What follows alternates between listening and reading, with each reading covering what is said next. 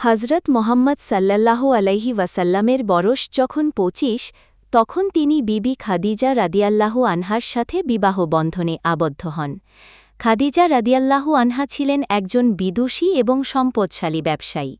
হজরত মোহাম্মদ সাল্লাল্লাহু আলাইহি ওয়াসাল্লামের সততা এবং বিশ্বস্ততায় মুগ্ধ হয়ে খাদিজা রাদিয়াল্লাহু আনহা নিজেই বিয়ের প্রস্তাব পাঠান।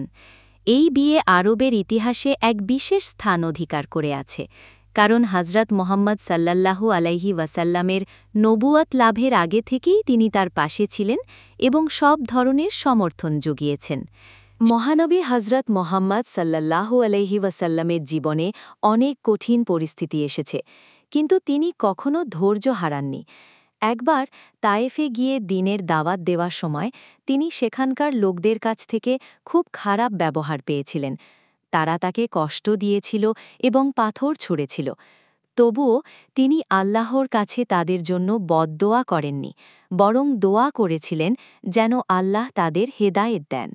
এই ঘটনাই প্রমাণ করে যে তিনি কিভাবে সব পরিস্থিতিতেও মানুষের প্রতি ক্ষমাশীল ও দয়ালু ছিলেন।